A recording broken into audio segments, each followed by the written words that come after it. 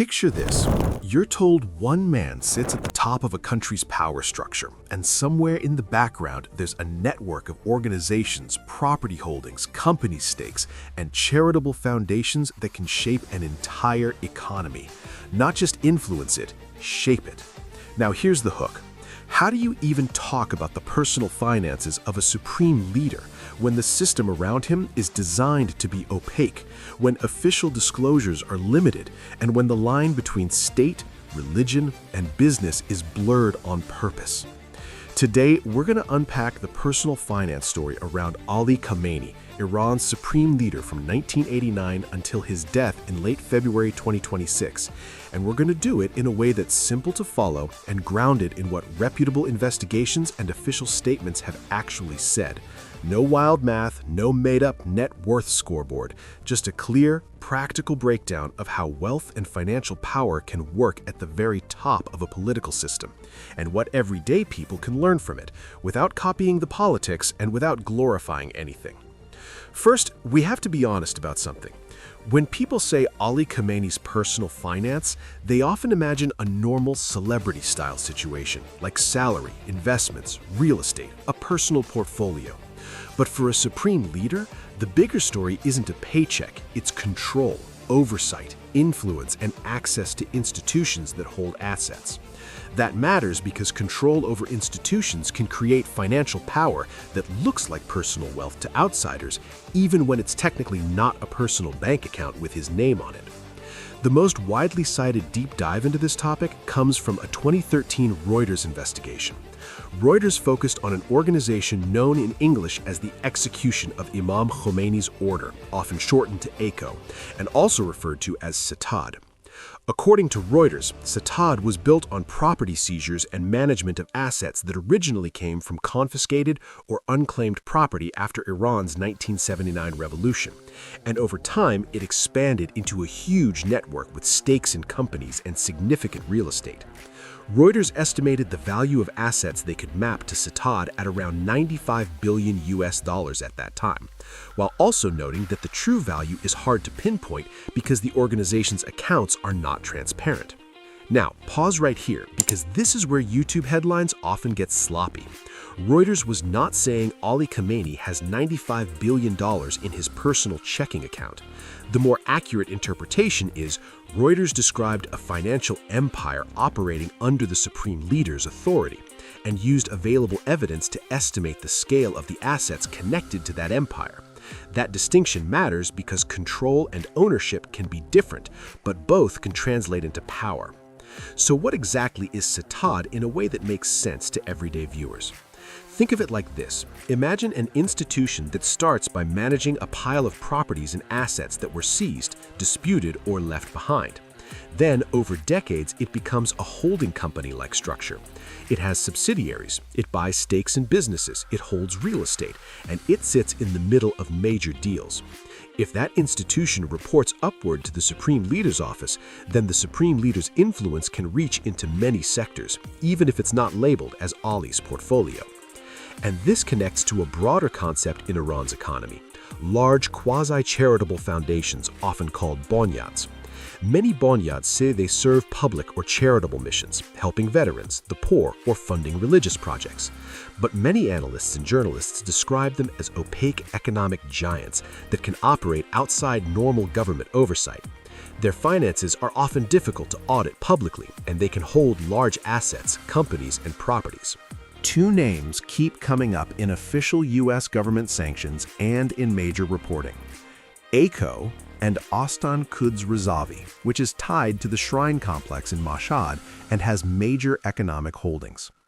In 2019, the U.S. Treasury's Office of Foreign Assets Control announced sanctions targeting ECO and Ostan Quds Rezavi, describing them as organizations controlled by Iran's supreme leader and stating that they controlled large networks of businesses. Whatever you think politically, that's an official U.S. government statement describing the control structure, and it reinforces the idea that the supreme leader's financial power is institutional. Now, let's make it practical and personal finance focused.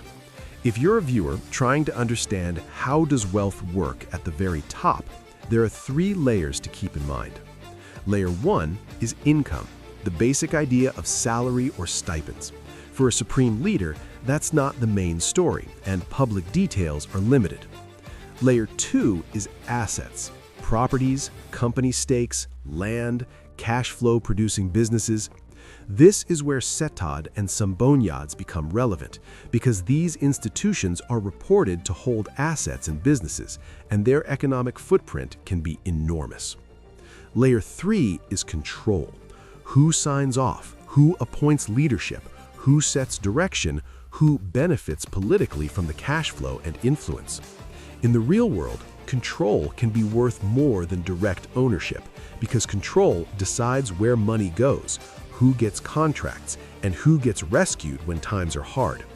If you want a simple analogy, imagine you don't own a company on paper, but you appoint the board, approve the CEO, decide the investment strategy, and determine which projects get funded. You can shape outcomes. You can protect allies. You can punish rivals. That's not a normal retail investor portfolio, but it's financial power. And this is why when people argue about Khamenei's net worth, you'll see numbers all over the place online. Many of those numbers come from low-quality sites that recycle the Reuters 2013 estimate, inflate it, or treat it as a personal bank balance. The more responsible approach is to stick to verifiable reporting and say clearly there was a major Reuters investigation estimating the scale of assets linked to Setad at around $95 billion in 2013. And the U.S. Treasury later sanctioned ECO and Ostan Kudzrezavi as organizations it said were controlled by the supreme leader. Beyond that, precise personal wealth is difficult to verify because of secrecy and limited transparent disclosures. Now, let's talk about why this matters for your life, even if you're nowhere near politics. Because the structure here teaches 4 timeless money lessons. Lesson 1. Opacity changes the game. When a system lacks transparency, the people with inside access gain huge advantages. In your world, opacity might look like confusing fees, hidden terms, insider deals, or friends and family networks. The defense is simple. Build your finances in places where rules are clear, records exist, and you can verify what you own. Lesson 2. Assets beat income. Most people focus on salary, but the big leap in wealth comes from asset control. Real estate, businesses, and investments that produce cash flow over time. In Khamenei's story, the debate isn't about a paycheck, it's about institutions holding assets and influencing industries. Lesson 3. Diversification can be a shield. Big holding networks often spread across sectors: telecom, construction, finance, energy-adjacent businesses, real estate. Diversification can reduce risk, but it also makes a network harder to track. For you, diversification is about stability, not secrecy. It means not betting everything on one job, one client, or one asset class. Lesson 4. Governance risk is real.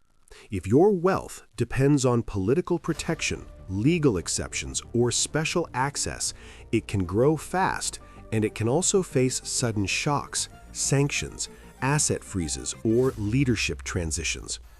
Governance risk exists everywhere, at different levels.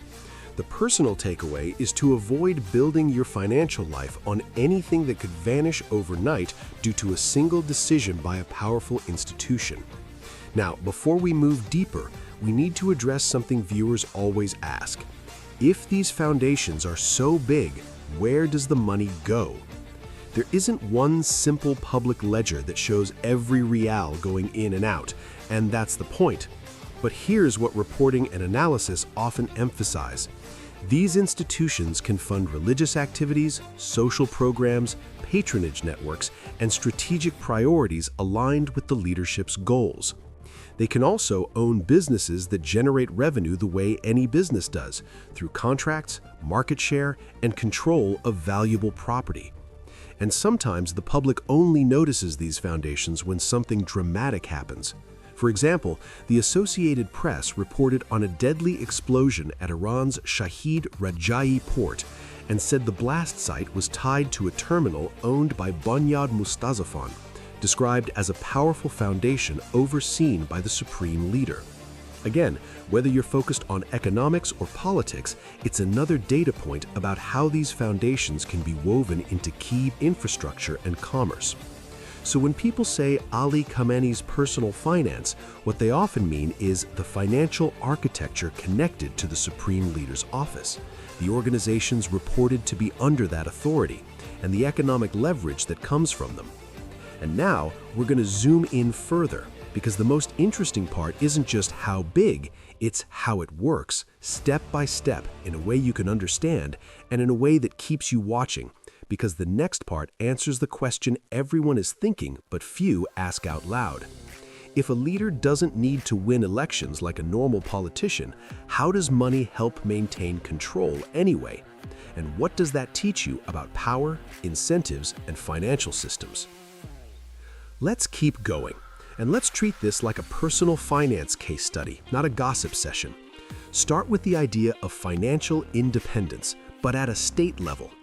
In everyday life, financial independence means your basic needs are covered without relying on a single paycheck. For a powerful political office, financial independence can mean something else: having access to funding streams that aren't fully dependent on the annual government budget, parliamentary debates, or public scrutiny. This is one reason analysts often focus on networks like Setad and major boneyards.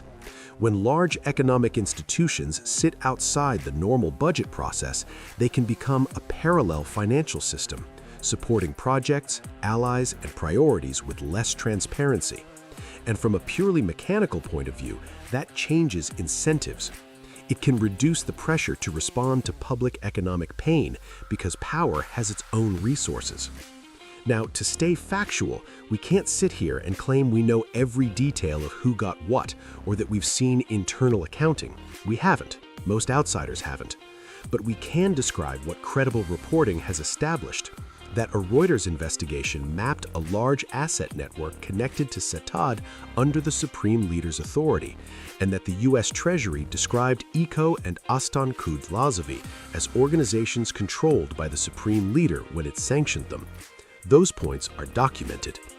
So how might a system like this generate financial strength? One channel is real estate. Real estate is powerful because it's tangible, it can appreciate, it can be rented, and it can be leveraged. Reuters' 2013 reporting discussed large real estate holdings as part of its estimate. Real estate isn't just property, it's influence. If you control property in valuable locations, you shape development, you shape commerce, you shape who gets space and who doesn't. A second channel is corporate stakes. When an organization holds shares in companies, especially companies in key sectors, it can benefit from dividends, from rising valuations, from contracts, and from being connected to the business ecosystem. Even if the holdings are not always visible to the public, stakes can still translate into influence. A third channel is the foundation model. A foundation can be more than charity. It can be a brand, a shield, and a structure.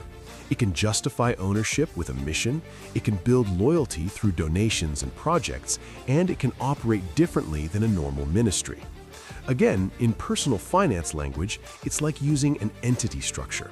In regular life, that might be a trust, a company, or a nonprofit. Structures matter because they shape rules, taxes, governance, and visibility. Now here's where we do a viewer retention move, because there's a twist that many people miss. If a leader's financial ecosystem is primarily institutional, not personal, then the biggest personal finance question becomes, what happens when the person is gone? Ali Khamenei died on February 28, 2026, according to major international reporting, and that raises a key point.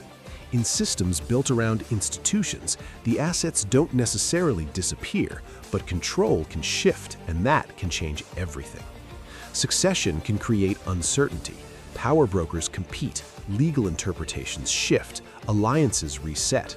From a money perspective, leadership transitions can do what market crashes do. They reveal what was solid and what was held together by trust, fear, or informal arrangements.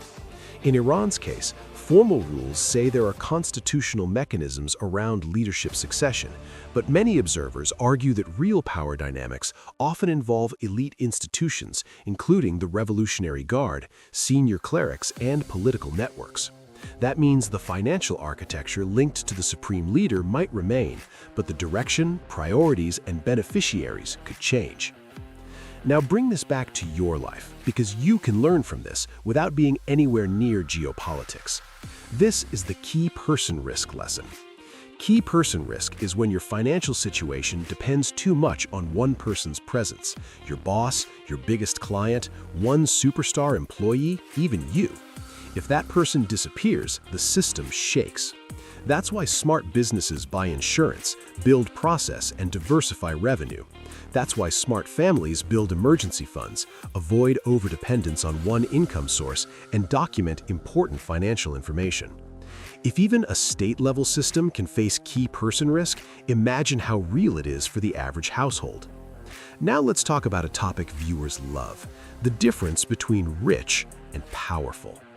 In personal finance, rich usually means net worth and cash flow. Powerful means you can influence outcomes, policies, rules, markets, and access. The Khamenei financial story, as reported, is more about power than lifestyle. There's a reason you don't see the usual billionaire playbook of flashy public companies, glossy investor decks, and transparent filings. It's not built for public markets, it's built for resilience inside a specific political framework. And there's another personal finance lesson hidden inside that. When wealth relies on secrecy, it often relies on control of information. In your own life, information control is smaller but still important. It's knowing your credit score, understanding your loan terms, reading the fine print on investment fees, and not letting someone else control your financial narrative. Because the person who understands the rules usually wins. Now, some viewers will ask, is it ethical to analyze this? We're not here to celebrate anyone. We're also not here to invent claims. We're doing what finance channels do best, looking at documented structures, understanding how money and institutions interact, and extracting lessons that keep you safer and smarter. And we're doing it carefully because facts matter. So, let's build a clear, simple checklist of what is known, what is likely, and what is not provable. Known from major reporting, Reuters estimated in 2013 that Setad's holdings, based on the evidence it could analyze, totaled around $95 billion, combining real estate and corporate holdings, while emphasizing secrecy makes precise valuation hard. Known from official U.S. government action, in 2019, the U.S. Treasury announced sanctions targeting EICO and Aston Quds Razovi, describing them as controlled by Iran's supreme leader and tied to a broad business network. Known as an economic observation, large bondyards and related institutions play significant roles in Iran's economy, and their structure often makes transparency and oversight difficult compared to typical government ministries. Not provable from public evidence, a precise personal net worth number for Ali Khamenei in the way you could for a public CEO with disclosed assets. Any claim that pretends to know a precise figure should be treated with skepticism unless backed by a credible investigative method and strong documentation. Now, here's the part that keeps viewers watching because it becomes a "how would you design it" question. If you wanted to design a system to protect wealth and influence over decades, especially under sanctions pressure, market volatility, and internal political rivalries, you'd probably choose assets that are hard to move but hard to erase, like real estate, stakes in essential domestic industries, entity structures that can rebrand, merge, or shift ownership across subsidiaries, and organizations with social missions that create legitimacy and loyalty. That's not a moral judgment, it's a mechanical description of what tends to be resilient. And it leads to your final personal finance takeaway: resilience. For you, resilience is boring, and that's why it works. It's cash reserves for emergencies, it's multiple income skills, it's simple investing you understand, It's avoiding debt traps. It's paperwork organized so your family isn't lost if something happens. It's choosing transparency over hype.